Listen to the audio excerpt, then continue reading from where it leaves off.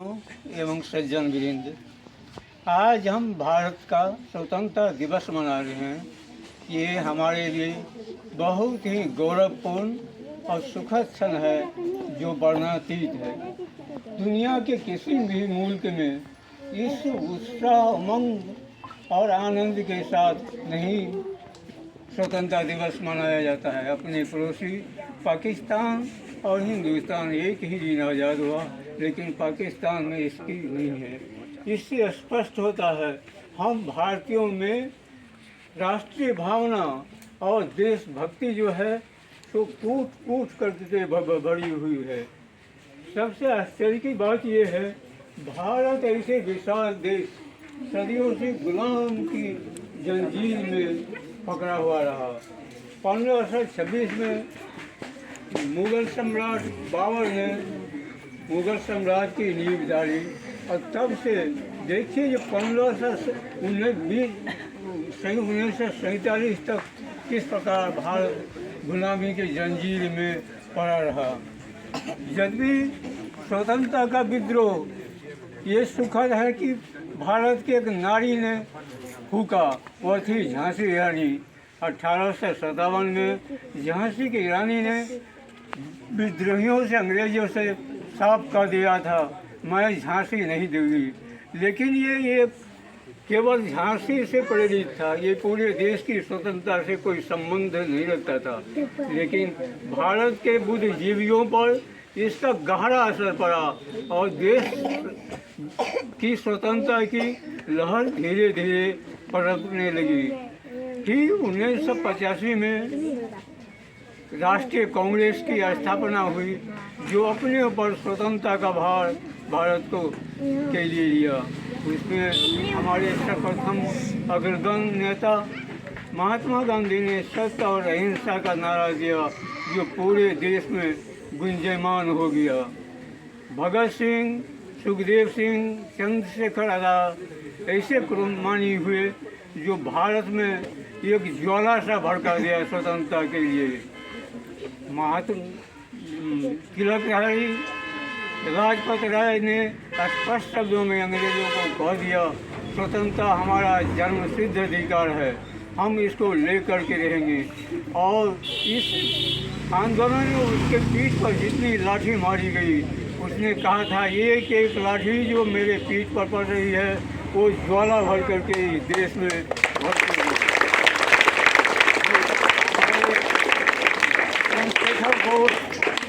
कर्म दल के नेता बन गए और उन्होंने कहा जो तुम मुझे खून दो, मैं तुझे आज़ादी दूंगा। अब केवल ये कहना कि सत्य और अहिंसा के बल पर ही भारत को स्वतंत्रता मिली, ऐसी नहीं, गर्म धर्म को भी इसमें बहुत बड़ी भूमिका है। महात्मा गांधी का नमक आंदोलन, चंपारण आंदोलन, सविनय अवज्ञा आंदोलन आदि जो है देश में प्रेरित करता रहा। इस संबंध में हमारे कवि लोग भी पीछे नहीं है। सुमित्रानंदन पंत ने नारियों को आह्वान करते हुए कहा था, तू चिंगारी बन जा, मैं झेलम व्यास बनूं।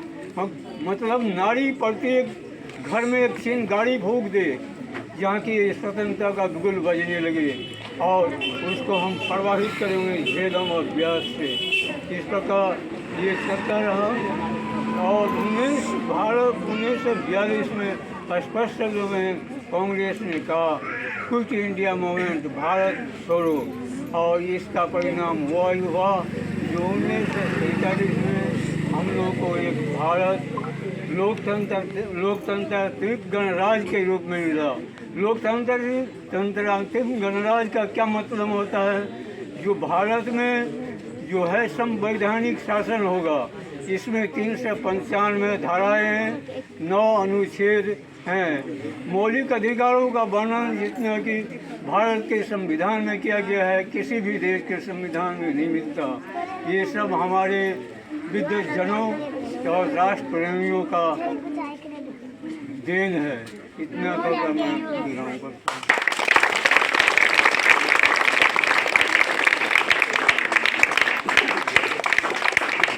प्रिंसिपल साहब आकर के बच्चों लोगों के लिए दो शब्द बोल दें ताकि उसे बहुत बड़ी प्रेरणा मिले कि भविष्य में वे भी हमारे देश के लिए एक नींव के रूप में खड़े होकर के आगे बढ़ते हैं। Good morning children and my parents and parents of the children। आज हम लोग सब तिरंगे के नीचे जो खड़े हुए हैं, इसका बहुत बड़ा महत्व है और इस महत्व की चर्चा हम लोग जितना ज़्यादा कर सके शायद उतना कम हो जाए, क्योंकि इसकी चर्चा हम लोग पूर्ण रूप से कर ही नहीं सकते और ये साधारण तरीके से प्राप्त भी नहीं हुआ, असाधारण रहा। और आज हम लोगों के बीच जो इतनी सारी उपलब्धियां मौजूद है, आज हमारे बच्चे चलकर दौड़कर तिरंगे के नीचे आ जाते हैं और अपना सर शान से उठाते हैं। इसके पीछे बहुत बड़ी कुर्बानी छुपी हुई है। यह तो हमारे हृदय के अंदर हर वक्त जो है सो रहनी चाहिए, लेकिन पूर्ण रूप से याद करने के लिए कुछ समय ऐसा मिलता है जिसमें जो हम लोग याद करते हैं। आज 15 अगस्त, आज हमारी आज़ादी का 80वां वर्षगांठ है, जिसे हम लोग बड़ी धूमधाम से मना रहे हैं, बड़ी उत्साहपूर्वक मना रहे हैं। इसको मनाने के लिए हमारे जो पूर्वज थे, उन्होंने एड़ी चोटी एक कर, दिन रात एक कर और समय पाए तो अपने खून का भी, रक्त का दान करके जो है इन बड़ी उपलब्धि को वो हासिल किए हैं। इन बड़ी उपलब्धि को हासिल करके और बच्चों के हाथ में दे दिए और उन्होंने कहा, लाए हैं हम किश्ती तूफान से निकाल के, बच्चे रखना इस देश को तुम संभाल के। आज वो किश्ती को निकाल करके और वो महापुरुष तो हम लोग के हाथ दे गए। हम लोगों का दायित्व तो बनता है उसको संभाल करके, न कि बहुत बढ़िया से संभाल करके और देश को भी अग्रसर बनाए। इस पथ पर हम लोग अग्रसर हैं। आज जितने भी बच्चे हैं पढ़ लिख रहे हैं, निश्चित रूप से जो है सो अपने समाज को, अपने परिवार को, अपने देश को आगे अवश्य बढ़ाएंगे और इसका जीता जागता हुआ सबूत दिखाई दे रहा है। एक समय था जब हमारे यहाँ की शिक्षा व्यवस्था लगभग समाप्त हो गई थी, बच्चे पढ़ना नहीं चाहते थे, पढ़ने के लिए कोई सुविधा नहीं थी। आज हर जगह, हर गली, हर मोहल्ले, हर जगह पढ़ने की सुविधा है और बच्चे पढ़ भी रहे हैं। इससे यह निश्चय होता है कि गांधी जी, सुभाष चंद्र बोस, चंद्रशेखर आज़ाद या और सब जितने भी महापुरुष सब थे, जिन्होंने सपना देखा था, अब हम लोग उसे पूरा करके रहेंगे।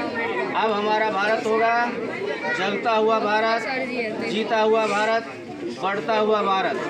और हमारा भारत हमेशा से जीतता आ रहा है और हमेशा जीतता ही रहेगा। आगे थे, आगे रहेंगे, इस कल्पना के साथ हम लोग आगे बढ़ेंगे। और मैं अंत में तो सब बोलता हूँ, जो भरा नहीं है भावों से, जिसमें बहती रसधार नहीं, हृदय नहीं वो पत्थर दिल है, जिसमें स्वदेश का प्यार नहीं। इसके साथ ही मैं अपनी वाणी को विराम देना चाहता हूँ।